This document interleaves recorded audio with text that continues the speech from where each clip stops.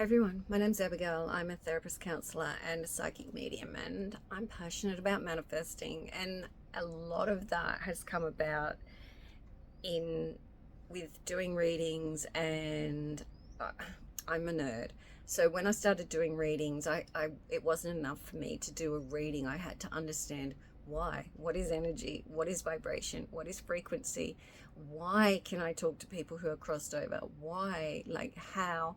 And it took me a really long time to actually understand that, because I approached being psychic from a perspective of I need to learn it on every level to understand.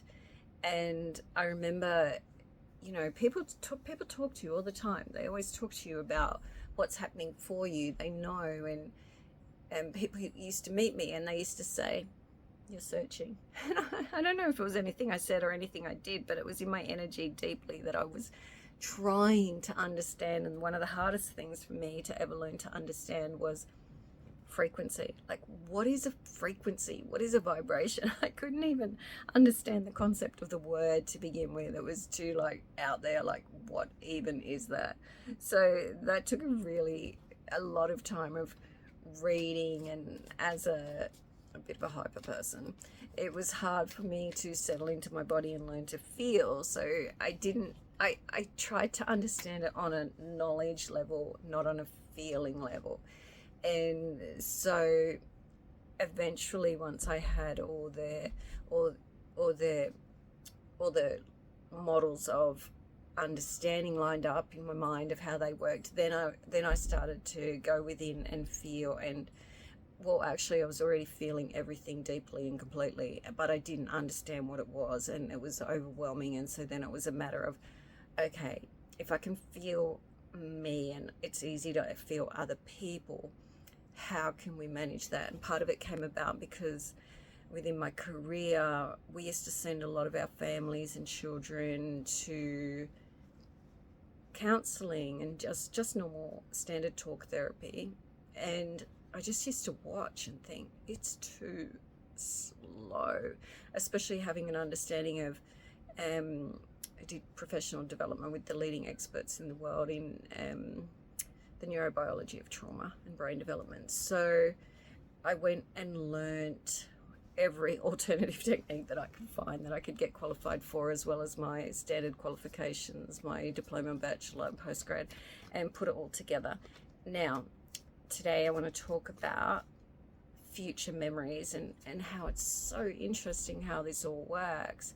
So I think what's clear is that you're living your life, and if you can get in the moment and get peaceful in the moment, you can just, life just basically passes through you, and you can tune up to that higher dimension of positivity, or you can be down in the emotion tract and stored in your body. But the reason that you, even in your darkness, might want something and decide that that's something you want to manifest would be because you have an image or a sense or a feeling of it, even if it's just fleeting glimpses of, I really want to be here in my life. This is but then there's all the other old stuff that comes over the top of that, and it's layered and says, well, how would you actually make that happen? That's not possible at this time in life. And so ultimately, when we say go within, we're looking for the deep connected feeling state of that memory, those future images, glimpses that we're getting. And so that's already created. Hard as it is to believe and understand, it's already created. It's already a desire deep in your heart. There's already a version of you that's in that reality, living that, experiencing it. And it's kind of like you're leveling up. And sometimes it's something you've known your whole life, you've felt your whole life, because it's such a resonance for you, and it's such a deep knowing. And yeah, you can get it wrong sometimes, but usually, I don't think so. It usually turns out to be better than you could have ever imagined. So that's a really good thing.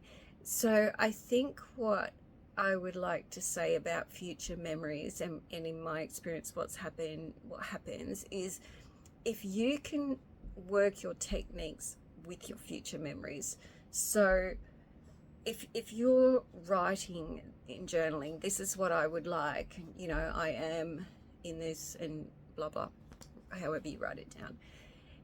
What you'll find is if you are present, you're in the moment, and you start to write, more images or feelings or thoughts of that reality will come to you as you write, and you can expand your writing.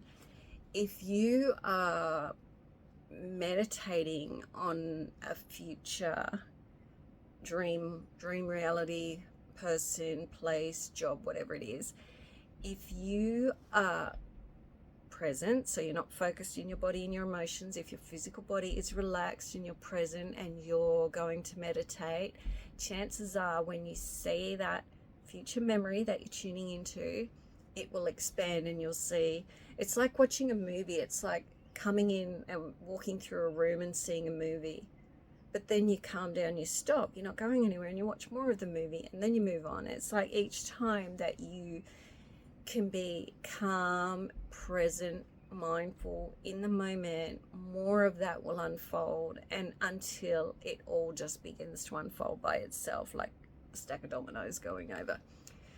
So I think that's really exciting, and I think it's really amazing, and I think the more you can hold on to that hope and dream and just begin to live it and trust it, and the more you do your processes and make sure that you're being really present and self-reflective and not allowing yourself to go into autopilot, you will, because it's really easy. Like, I work with people who suffer from addiction and relapse, and one of the things that we have to get through quite often is when people go to do their addictive behavior, there's this small window of time where the trigger has come along, whether that be an external circumstance, a thought, a feeling, a time of the day, and they go into this period of unconsciousness. It's like when their physical programming within their body, within their pathways, within their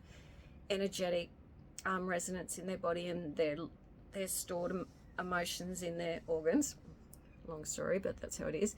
It just takes over, and they go into this period of, oh, they've relapsed, they've done it, they didn't have time to be up here in the frontal cortex of the brain thinking about it, they've just reacted, and then they've caught themselves afterwards, and then there's that, like, usually that shame cycle. So if you can be present and be in your moment and be just doing your manifestation process, whatever works best for you. And you don't have to be SATs and you'll fail if you don't do it. You don't have to journal and you'll fail if you don't do it. It's whatever works for you, but it does have to harden into fact. And what that means is you have to override all the old values, beliefs, and programming that you have stored.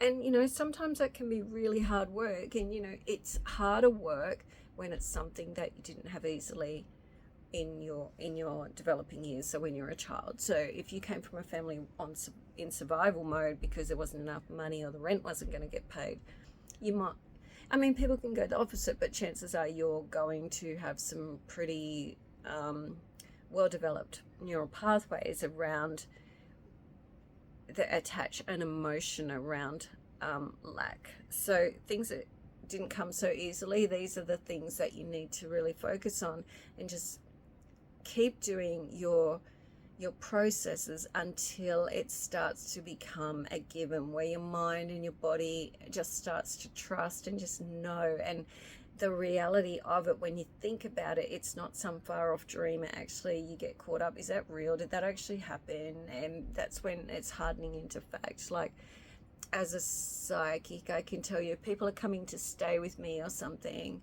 or stay at our home, I literally can feel their energy coming into my house, and I can almost see them walking around before they get here.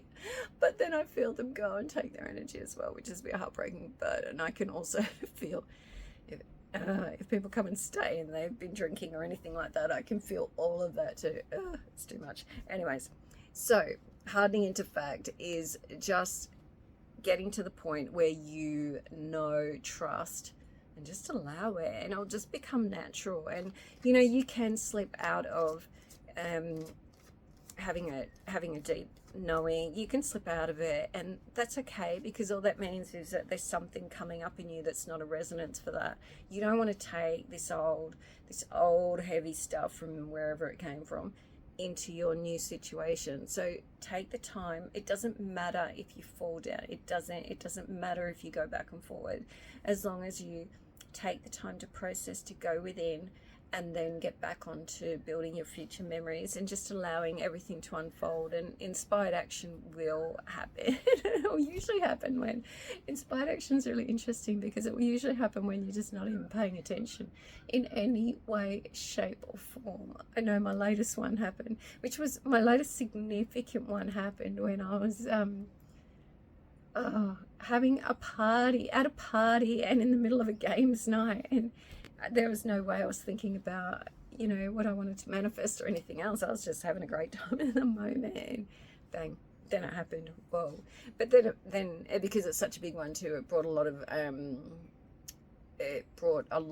of emotional response from it, and so then I just had to take a few days to work on that and process it out. So anyway, future memories, they're real, they're exciting, they expand the more you focus on them, and I hope this helps. And if you have any questions, please message me. If you'd like a session at all, like I do intuitive psychic readings, I also do therapeutic sessions via video, where you will feel a release of the emotion. You will. I can generally always pick up where it's come from, what age you were, what the circumstance was, how it's become an emotional pattern in your life and impacts you in ways that you probably hadn't even realized. But to release that and move forward, it's life-changing, honestly.